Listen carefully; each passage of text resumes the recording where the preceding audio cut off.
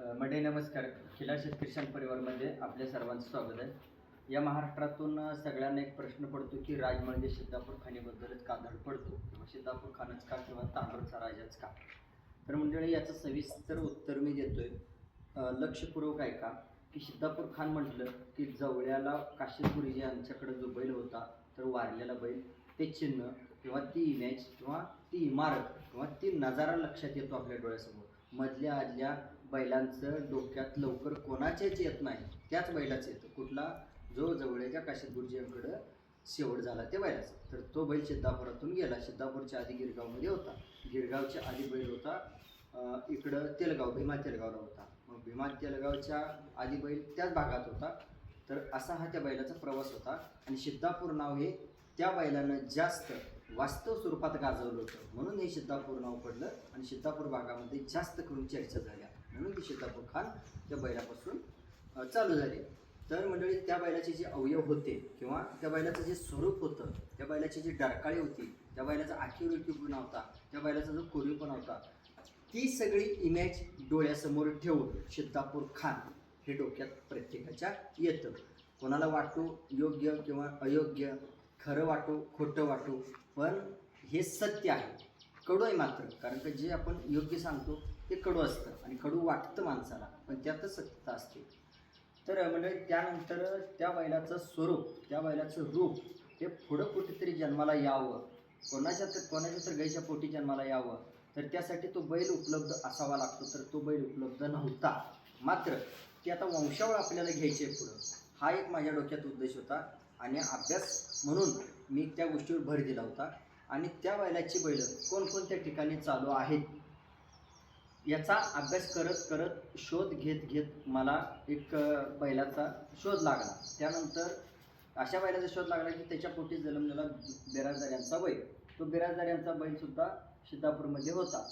तर आणि सिद्धापूरमध्ये परत तो बैल गाय भरवण्यासाठी हयात नव्हता, उपलब्ध नव्हता. परत पुढचा पर्याय शोधत गेलो. पुढचा पर्याय शोधत गेल्यानंतर मला पर्याय सापडला. प्रथम पर्याय सापडला खंडेराजुरीचा आता जो सोनी आहे, तर तो खाली चव्हाण यांच्याकडे होता, त्यावेळेला समजला. परत त्यानंतर मला त्या बैलापेक्षा पण अजून जरा वेगळा बैल पाहिजे होता किंवा त्या बैलापेक्षा सुद्धा जरा मला काहीतरी वेगळे अवयव पाहिजे होते, म्हणून मी शोधत गेलो, शोधत राहिलो. आणि त्यानंतर माझ्या गावात असणारा बैल म्हणजे खरंच त्या बैलाकडे कोणी बघत नव्हतं किंवा तो बैल कोणाला सांगत नव्हती, काय मला माहीत नाही का, तर त्या बैलाची चर्चा नव्हती. बैल मस्त चौसा म्हणा, सायजाती म्हणा, ह्या वयात बैल नजरेस आला. त्याच्या अगोदरसुद्धा बैल होता, मात्र त्यावेळेला ती तीव्रता नव्हती. मात्र माझ्या अभ्यासाची जेव्हा तीव्रता तयार झाली, त्या तीव्रतेच्या दरम्यान तो बैल गाई भरवण्याच्या वेळेचा होता. आणि परत मग त्या बैलाचं रूप मला बरं वाटलं. पण मला एक प्रश्न पडला, बैलाचं रूप तर माझ्या अभ्यासाप्रमाणे मला योग्य वाटलं, मी अभ्यास करतोय त्याप्रमाणे किंवा मला ज्या गोष्टी ज्यांनी जाणत्या माणसांनी किंवा माझ्या वडिलांनी शिकवलेल्या गोष्टीप्रमाणे मला ती त्या बैलात रूप योग्य वाटलं. मात्र हा बैल गावात कोणीही कोणाला सांगत नव्हतं किंवा त्या बैलाकडे गाई गेलेली कधी मला दिसत नव्हती. तर त्या बैलाकडे अक्षरशः जर्सी गाय भरवाई गेलेली मी बघितलेली होती. जर्सी गाई भरवायला जात होते त्या बैलाकडं. आणि दुसरी गोष्ट की त्या घराण्याचा आमचा काही सुद्धा संपर्क नव्हता किंवा त्याचा काय म्हणजे अशी वेळच प्रसंगच नव्हता की मी त्यांच्या घराण्याला हात धरावा आणि ती माझ्या घराकडे यावे किंवा माझं येणं जाणं त्यांच्याकडे करावं. पण मी शोधत माझा वेळ किंवा माझा प्रयत्न तिथपर्यंत पोचला. आणि प्रयत्न पोचल्यानंतर तो बैल मला दिसला. मग त्या बैलांमध्ये परत मी अभ्यास केला. अजून आपल्याला काय पाहिजे, तर अनेक अवयव शोधले मी. त्याच्या पुढचे अवयव शोधले, महाराष्ट्रात फिरून म्हणा, तालुक्यात जिल्ह्यात फिरून मी अवयव शोधले. पण त्या अवयवाचं परत मला कुठं सापडलं नाही. मात्र माझा टार्गेट होतं, माझं उद्देश होतं की जवळ्याला जो काशीद गुरुजींचा बैल वारला त्या बैलाची वंशावळ ही मला पुढं चालवायची होती, चालू ठेवायची होती. आणि त्या प्रकारचं रूप मला पुढं एखाद्या गाईच्या पोटी जन्माला आलेलं बघायचं होतं. त्याच्यासाठी माझा अट्टास होता. मग तशीच वंशावळ शोधत मी तांडूरच्या राजापर्यंत येऊन थांबलो. मात्र त्या बैलातसुद्धा मला अभ्यास करताना किंवा बारकाईने नजर टाकली तेव्हा माझ्या मनाला सुरुवातीला समजलं होतं की त्या बैलामध्ये काही गोष्टी कमी होत्या, त्या बैलामध्ये काही गोष्टी पॉझिटिव्ह होत्या. आणि महत्त्वाचं पॉझिटिव्ह काय होतं की गावातल्या सगळ्या माणसांच्या खात्रीनं किंवा चर्चेनं किंवा भेटीनं मी खरंच तो बैल त्या बैलाच्या पोटी जन्मलाय का, खरंच बैल यांच्या घरी जन्मलाय का, किंवा खरंच बैल हा तांडूरचाच आहे का याची खात्री केली. आणि त्यानंतर मी त्या बैलाचा विषय वंशावळ या हेतूने पकडला. मग त्या बैलामधल्या 2 ते 3 गोष्टी मला पॉझिटिव्ह वाटल्या. एक तोंडाची नळी वाटली, आणि त्यानंतर बैलाला जो गरमपणा म्हणतो तो गरमपणा, आणि त्यानंतर महत्त्वाची वंशावळ, ह्या गोष्टी मला पटल्या. तर अशा पटलेल्या असतानासुद्धा, योग्य असतानासुद्धा, बैलाचं काम करत असतानासुद्धा लोक समाजातून मला म्हणायचे, बोलायचे, अरे त्या बैलाला शिंग आहे का, तो वळूसारखं शिंग आहे का, परत त्या बैलाला कलर आहे का, कलर गडत आहे, त्यानंतर कातडं गडत आहे म्हणायची लोक. परत त्यानंतर बैलाला शेपूट खूप मोठा आहे, जमिनीला लोळायचा, त्यानंतर चौकाला उतार आहे बैलाला, परत बैलाचे पाठीमागच्या पायाला ताटपाला कमी, म्हणजे अशा अनेक प्रकारची जी चुका होत्या, तर त्या चुकांवरती बोट घेऊन लोक मला विरोध करायचे की त्या बैलात कमी असताना तो बैल का धरला तू, किंवा त्या बैलाचं कौतुक का केलं, किंवा त्या बैलाची वावा का केली, किंवा त्या घराण्याचाच हात का धरला. असे अनेक प्रश्न माझ्या पुढं उपस्थित होते. मात्र मला वंशावळीनुसार मला तसं रूप, पाठीमागचा जो जुना बैल होता कोणता, काशीद गुरुजी यांचा बैल, पण त्या बैलाचं रूप मला पुढे जन्माला आलेलं बघायचं होतं. तर ते काशीद गुरुजींच्या बैलाचं रूप हे बिराजदारांच्या बैलातसुद्धा मला जाणवलं नाही. तोंडाशिंगाला मी बारकाईने बघितला, त्याची नोंदसुद्धा आहे. परत पुढे गेलो तर ते तोंडशिंग परत पुढच्या बैलात म्हणजे खंडराजूर या बैलात पण नजर टाकली. त्या बैलाचं रूप आहे का मी बघितलं. त्या बैलाकडून माझी गाय भरवायची मी निर्णय घेतला होता. मात्र ते रूप मला त्या जुन्या बैलाचं त्यात दिसलं नाही. परत मी पुढं प्रवास केला आणि मग तांडूरच्या राजापर्यंत, त्याच्या तोंडाच्या नळीपर्यंत थांबलो. म्हणजे बाकीच्या ज्या गोष्टी होत्या, कमतरता होती, म्हणजे जे अवयव पाहिजे ते नव्हते, म्हणून मी काही त्या बैलाला सोडलं नाही. मात्र वंशावळीचा आणि तोंडाचा आकार बघून मी त्या ठिकाणी थांबलो. तर तोंडाचा आकार सांगायचं झालं तर त्याच्या तोंडाच्या नळीला, नाकाच्या नळीला अति चढ नव्हता, अति डबरं नव्हतं, एकदम प्लेन नळी होती आणि व्यवस्थित होती, मापात नळी होती.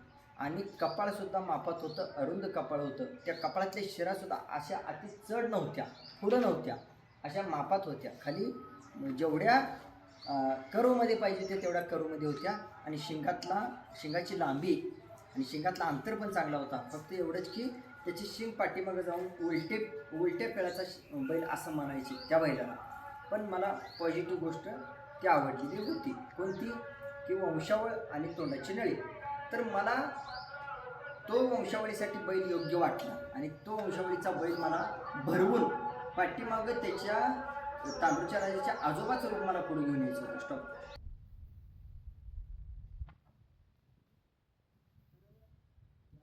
जुन्या बैलाचं मला रूप पुढं फॉरवर्ड करायचं होतं, किंवा जुन्या बैलाचं रूप म्हणजे काशीद गुरुजी यांचं मेलेल्या बैलाचं रूप मला पुढं बघायचं होतं. नितळ कलरचा म्हणा, किंवा तोंडाची नळी अगदी योग्य, तोंडाच्या नाकाच्या नळीवरचा चढ योग्य, आणि कपाळाचा आकार अरुंद, तिथली धमक म्हणा, कानाला बारीक म्हणा, ह्या गोष्टी मला पुढं आणायच्या होत्या. मग तांडूरच्या राजानंतर पुढचा बैल वंशावळीतला आणि त्या तोंडाच्या नळीचा मला लवकर अभ्यास करून प्रवास करून सापडत नव्हता, म्हणून त्या ठिकाणी थांबलो. तर मला ते रूप आणण्यासाठी कुठलं, काशीद गुरुजी यांचा बैल जो होता कडवट बैल आणि चित्रा डरकाळी मारणारा बैल होता, पिळदार शरीराचा बैल होता. तर त्या बैलाची वंशावळ आणायसाठी मला तांडूरच्या राजाचा एकमेव पर्याय राहिला होता. तर मंडळी लक्षात ठेवा, तांडूरचा राजा कोणत्या दृष्टिकोनातून मी डोळ्यासमोर ठेवला होता, आणि त्यानंतर या जगात काय काय घडत गेलं, पुढं काय घडणार आहे मला माहीत नव्हतं, किंवा काय घडवायचं आहे एवढंच मला माहीत होतं. काय घडवायचं आहे तर ते जुनं रूप पुढं मला पुढच्या पिढीला दाखवायचं होतं. तर तो बैल तर दाखवायला जमत नव्हता काशीद गुरुजींचा, तो नव्हता. त्यानंतर त्याचा मुलगा बिराजदार यांचा होता, तो पण तोंडा शिंगाला थोडा अभ्यासात कमी पडत होता, परत तोही नाही दाखवला. त्यानंतर जो आता खंडराजूरला सोने, तर त्याची नळी त्या बैलासारखी मला वाटत नव्हती, म्हणून तोही बैल मी भरवायचा थांबवला. त्यानंतर तांडूरचा राजा भरवला. मग तांडूरचा राजा हा सगळ्यांच्या विरोधात जाऊन भरवला. म्हणजे त्या बैलात कमतरता होती, अजून एक कमतरता लोक मला बोलून दाखवायचे की त्याच्या गळ्याला भावर आहे, किंवा त्याच्या गळ्याला गोम आहे, किंवा त्याच्या गळ्याला मोड आहे असं म्हणायचे. पण तीही मी दुर्लक्ष केलं. पण जाणत्या माणसाने, ज्यांनी आता सध्या जाणती माणसं जिवंत आहेत, तर त्या बैलाला लहानपणी ज्यांनी बघितले तर ते आहेच म्हणून सांगतात. त्याचे पण काही पुरावे माझ्याकडं आहेत. पण बैल गरम असल्यामुळं किंवा स्पर्श करू देत नसल्यामुळे त्या गोष्टी चेक करता आलेल्या नाहीत, म्हणून मी दुर्लक्ष केलं. का तर वंशावळ आणि तोंडाची नळी ह्या बैलाची मला योग्य वाटली, म्हणून मी त्या गोष्टीकडे बऱ्याच दुर्लक्ष केलं. परत तो बैल मग माझ्या गाईला भरवायचं ठरवलं. मग माझ्या गाईला भरवायचं ठरवल्यानंतर गाईला भरवला बैल. त्यानंतर शंभू नावाचा कोण झाला आणि गाई माझी कारजाळ वंशावळीतून गाई आहेत. त्या गाईची सुद्धा माहिती काढली मी. जवळपास त्या गाईची 4 ते 5 पिढ्या माहिती मला मिळाली माझ्या नात्यातून म्हणा किंवा मित्रांमधून म्हणा. तर त्याला तो बैल भरवला तांडूरचा राजा. तो शंभू नावाचा वासरू झालं. परत मला खात्री होती, काय खात्री होती की शंभूच्या आधी किंवा तांडूरचा राजा भरवायच्या आधी मी बैलं भरवली होती, 2-3 बैलं भरवली होती. तर त्यावेळेला गायीने 70% वासरू तिच्यावर घेतलं होतं, गायीवरती घेतलं होतं. तर ही अखंड महाराष्ट्राला किंवा इथे येणाऱ्या सगळ्या खिलारप्रेमींना, खिलार पालकांना एक आकर्षक असणारी ती वाघीण नावाची भारत मामांची गाई आहे. तर त्या गाईचं जवळपास 70% मला गुण त्या वासरात पाहिजे होतं, त्या खोंडात पाहिजे होतं. आणि बाकीचं 30% गुण हे बैलाचे आले तरी चालतील. म्हणजे वंशावळ पण अधिक झाली आणि रूप पण अधिक झालं. ह्या दृष्टिकोनातून तो बैल भरवला. तर जवळपास 70% शंभूमध्ये रूप गाईचं आलं आणि बैल आता सध्या सचिन लवटे यांच्याकडे आहे. तर तो बैल जन्मला. त्यानंतरसुद्धा तो बैल ठेवण्यासाठी किंवा तसंच काम करण्यासाठी पुढं मला जाता आलं नाही. का तर मी जर बैल ठेवला असता तर मला समाजातली अनेक बैलं बघता आली नसती किंवा अनेक बैलांचं वातावरण मला जगापुढे दाखवता आलं नसतं किंवा अभ्यास करता आला नसता, म्हणून तो बैल दिला. त्यानंतर मला असं वाटलं की बाबा आपली वेळ निघून गेली, आता आपण वेळ कॅच करावं. परत बैल चालू होता. परत बैल भरवला वाघीण गाईला आणि त्यानंतर त्या वाघीण गाईला दिव्या नावाची कालवड झाली. तर ती आहे. तर त्यावेळेला सुद्धा खोंडाची आशा होती, पण कालवड झाली वंशावळ टिकून राहण्यासाठी. परत नंतर कालवड झाली म्हणजे नंतर एकदा परत भरवला. परत नंतर हा खोंड झाला राजा नावाचा. मग त्यावेळेला मला आनंद झाला. कसा आनंद झाला की मी एका गाईला 3 वेळा बैल भरवला. जे पाहिजे ते मला सिद्ध करायचं होतं ते सिद्ध होत गेलं. कसं तर तिन्ही तांडूरच्या राजाची मुलं वाघीण गाईला झालेली 70 ते 80% हे जातीवंत हे आईवर आले आणि 30% हे बैलाकडे गेलेले आहेत. एक माझा अभ्यास आहे. आणि जे जे जाणते माणसं आहेत की तुमचा बैल हा गाईच्या जातीचा झालेला आहे, म्हणजे गाईच्या बाकीच्या सगळ्या गोष्टी ह्या गाईच्या आलेल्या आहेत. कारण बैलाला कलर गडत होता, बैलाची शिंग जाड होती, मोठी होती. त्यानंतर बैलाला चौक हा पडता होता, शेपूट लांबता होता. तर त्या गोष्टी कवर झालेल्या आहेत. मग मला त्या गोष्टी कवर होऊन वंशातून बैल पाहिजे होता. मला रूप बघायचं होतं तांडूरच्या राजाच्या आजोबाचं रूप बघायचं होतं. म्हणजे काशीद गुरुजींच्या बैलाच्या कुठंतरी परतूरमध्ये मला बघायचं होतं ते ह्या बैलाचा पंजोबा. कोणता काशीद गुरुजी यांचा बैल वारलेला तो. तर त्या पंजोबाचं रूप जेव्हा माझ्या गाईला 3ऱ्या वेळेला भरवल्यानंतर जे रूप जन्माला आलं तर त्या रूपामध्ये बदल घडून आला. कोणता बदल घडून आला किंवा मला त्या बैलाची अजून मला त्या अवयवासोबत ओळख करून द्यायची. 1-2 मिनिटात करून देतोय. म्हणजे लक्षात ठेवा काय मला जन्माला घालायचं होतं किंवा त्या बैलाकडून काय अपेक्षा होती जुन्या काशीद गुरुजींच्या आणि ती तांडूरच्या राजाकडून मला वंशावळीतून पुढं आपल्याला पाहिजे होतं ते अवयव. तर ते कुठलं अवयव पाहिजे होतं तर ही नागपुडी, बैलाची नागपुडी चॉकलेटी आणि पांढरी नागपुडी पाहिजे होती. त्यानंतर बैलाची तोंडाची जी नळी आहे त्या नळीचा आकार इकडून घे आडवा. ही नळीचा आकार म्हणजे अति चढ नाही, लक्षात ठेवा, बारीक लक्षात ठेवा. ही अति चढ नाही, अति डबरं नाही, पाहिजे तेवढा आकार कॉर्नर पाहिजे होता. त्यानंतर हे जे कपाळ आहे ते कपाळाचे आकार अति बारीक छान, अति बारीक चिटकून नसावं, इकडे अति बारीक चिटकून नसावा, असं बारीक निमुळतं. तर योग्य अंतर असावा, कपाळात कलर योग्य असावा. त्यानंतर शिंगाच्या बुडक्यातला अंतर आणि शिंगाची जाडी म्हणा, शिंगाची शरीराच्या तोंडाच्या लांबीच्या मानानं शिंगाची सुद्धा लांबी. त्यानंतर कानकवाळी खडक, कानकवाळी ताट आणि ही डोळे बिबळ काळं असणारे डोळे. कारण शक्यतो सिद्धापूर खाणीमध्ये बिबळ काळं असणारे डोळे मला पाहिजे होते. त्यानंतर जे तोंडावरचा कोसा कलर, गालाला दोन्ही दालपाडाला, त्यानंतर गळ्याचा चट्ट्याचा कलर म्हणा किंवा कातड्याचा पातळपणा म्हणा किंवा कांबळ मध्यम आकाराची, अगदी घोड्यासारखी पातळ बारीक किंवा झिरो कांबळ नसावी. त्यानंतर वशिंडीचा चेंडू हा घट्ट दगडावानी, कारण जसा बैल मोठा होईल तसा ही वशिंड एकदम स्ट्रॉंग आणि महादेवाच्या पिंडीसारखी होणार. त्यानंतर ह्या फऱ्यावरचा कलर, परत मांडीला चित्रा कलर, एकदम सुटसुटीत चित्रा कलर. त्यानंतर पायाचा सरळपणा म्हणा. परत हा मधला जो भाग आहे हा पातळ प्लेन कलरच्या बाजूने, प्लेन कलर हा. त्यानंतर पाठीचा कानडा ताट, वशिंडीपासून बवरा एवढ्या अंतरावरती आणि ही जी हाडं आहेत पाठीची, त्या हाडं रुंद आडवी हाडं आणि त्या आडापासून हा जो चौक आहे तर या चौकामध्ये बदल झाला की याच्या वडिलाला म्हणजे तांडूरच्या राजाला हा चौक नव्हता, मात्र हा चौक मला पाहिजे होता त्या बैलांकडून. तर माझं नशीब की तांडूरचा राजा जेव्हा माझ्या वाघीण गाईला भरवला तर त्या वाघीण गाईला भरवल्यानंतर जो शंभूला चौक आला तर तो चौक वडिलावरती गेला, म्हणजे तांडूरच्या राजावरती चौक गेला.